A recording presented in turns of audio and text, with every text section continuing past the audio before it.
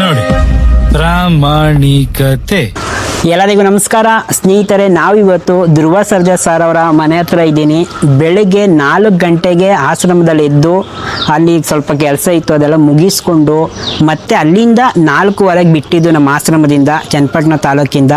ಇವಾಗ ಟೈಮ್ ಬಂದು 8:55 ಆಗಿದೆ. ನಾನಿಲ್ಲಿಗೆ 7:15 ರೀಚ್ ಆದೆ. ಬೆಳಗ್ಗೆ 7:15 ರೀಚ್ ಆದೆ. ಬೆಳಗ್ಗೆ 7:15ಯಿಂದ ಧ್ರುವ ಸರ್ಜಾ ಸರ್ ಅವರ ಮನೆ ಮುಂದೆನೇ ವೇಟ್ ಮಾಡ್ತಾ ಇದ್ದೀನಿ. ಇವತ್ತು ಎಷ್ಟೊತ್ತೇ ಆದರೂ ಪರವಾಗಿಲ್ಲ, ಸಾರ್ನ ಭೇಟಿ ಮಾಡಿ ಅವ್ರ ಜೊತೆ ಮಾತಾಡಬೇಕು ಅಂತ ತುಂಬ ಆಸೆಯಿಂದ ಬಂದಿದ್ದೀನಿ. ನೋಡೋಣ ಸಾರ್ ಇವತ್ತು ಸಿಗ್ತಾರಾ, ಧ್ರುವ ಸರ್ಜಾ ಸರ್ ಅವರು ಸಿಗ್ತಾರಾ ಇಲ್ವಾ ಅಂತ. ಸಾಧ್ಯವಾದಷ್ಟು ಈ ವಿಡಿಯೋನ ಶೇರ್ ಮಾಡಿ.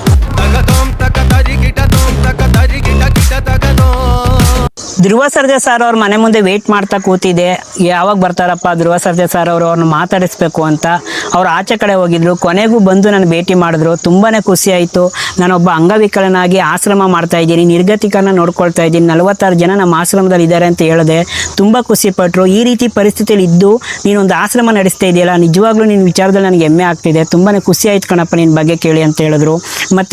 ಮತ್ತೆ ಯಾವ ಎಷ್ಟೊತ್ತಾಯ್ತಪ್ಪ ನೀನು ಬಂದು ಅಂತ ಕೇಳಿದ್ರು. ಈ ಥರ ನಾನು ಬೆಳಗ್ಗೆ 4:15ಗೆ ನಮ್ಮ ಆಶ್ರಮ ಚನ್ನಪಟ್ಟಣ ತಾಲೂಕಿಂದ ಬಿಟ್ಟಿದ್ದು, ಇಲ್ಲಿ ಬರೋದಕ್ಕೆ 7:15 ಆಯಿತು ಸರ್. ಬೆಳಗ್ಗೆ 7:15ಯಿಂದ ವೇಟ್ ಮಾಡ್ತಾ ಇದ್ದೀನಿ ನಿಮಗೋಸ್ಕರ ಅಂತ ಹೇಳಿದ್ಕೆ ತುಂಬ ಖುಷಿಪಟ್ಟು ಕಾಪಿ ಕೊಡ್ದಪ್ಪ ಅಂತ ಕೇಳಿ ಕಾಪಿ ತರಿಸಿ ಕಾಪಿ ಕೊಟ್ಟರು.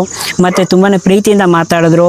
ನಾನು ಹೇಳಿದೆ ಈ ರೀತಿ ನಮ್ಮ ತಾಲೂಕಿನ MLA ಆಗಿರುವಂಥ CP ಯೋಗೇಶ್ವರ್ ಸರ್ ಅವರು ಮತ್ತು ಅವ್ರ ಮಿಸ್ಸಸ್ ಆಗಿರುವಂಥ ಶೀಲಾ ಯೋಗೇಶ್ವರ್ ಅಕ್ಕ ಅವರು ನಮ್ಮ ಆಶ್ರಮಕ್ಕೆ 20 ಗುಂಟೆ ಜಾಗಕ್ಕೆ ಸಹಾಯ ಮಾಡಿದ್ದಾರೆ. ದಯವಿಟ್ಟು ಆ ಆಶ್ರಮ ಕಟ್ಟಿಸುವಂಥ ಸಮಯದಲ್ಲಿ ನಿಮ್ಮ ಕೈಲಾದ ಸಹಾಯ ಮಾಡ್ಕೊಳ್ಳಿ ಸರ್ ಅಂತ ಕೇಳ್ಕೊಂಡೆ. ಖಂಡಿತ ಆಶ್ರಮ ಕಟ್ಟಿಸುವಾಗ ಒಂದ್ಸಲ ಬಂದು ನಾನು ಭೇಟಿ ಮಾಡು, ಖಂಡಿತ ನನ್ನ ಕೈಲಿ ಏನಾಗುತ್ತೆ ಅದು ಸಹಾಯ ಮಾಡ್ತೀನಿ ಕಣಪ್ಪ ಅಂತ ಹೇಳಿದ್ರು.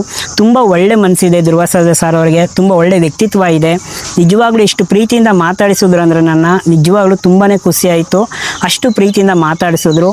ನಿಮ್ಗೆ ಏನು ಅನಿಸುತ್ತೆ ಧ್ರುವ ಸರ್ಜಾ ಸರ್ ಅವ್ರ ಬಗ್ಗೆ, ಅವ್ರ ವ್ಯಕ್ತಿತ್ವದ ಬಗ್ಗೆ, ಅವ್ರ ಒಳ್ಳೆ ಮನಸ್ಸು ಬಗ್ಗೆ? ದಯವಿಟ್ಟು ನಿಮ್ಮ ಅಭಿಪ್ರಾಯನ ಕಮೆಂಟ್ ಬಾಕ್ಸಲ್ಲಿ ಕಮೆಂಟ್ ಮಾಡಿ. ಸಾಧ್ಯವಾದಷ್ಟು ಈ ವಿಡಿಯೋನ ಶೇರ್ ಮಾಡಿ.